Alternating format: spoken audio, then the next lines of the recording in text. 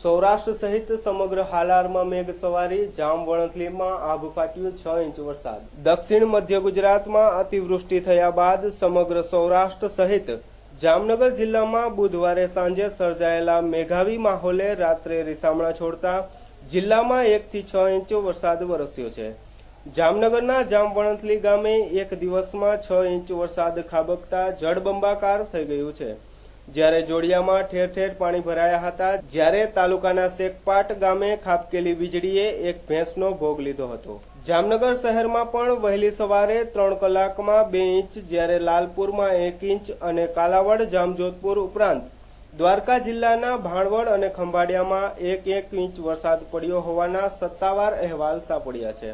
જામનગર શહેરમાં પણ મેઘરાજાએ હેત વરસાવતા 2 ઇંચ જેટલો વરસાદ વરસી જતા શહેરીજનોમાં આનંદની લાગણી ફેલાઈ હતી અને 2 ઇંચ વરસાદમાં શહેરમાં ઠેર ઠેર વરસાદી પાણી ભરાઈ ગયા હતા અને વહેલી સવારથી મેઘ સવારી શરૂ થઈ જતા મોટા ભાગની સ્કૂલોમાં રજાનો માહોલ જોવા મળ્યો હતો।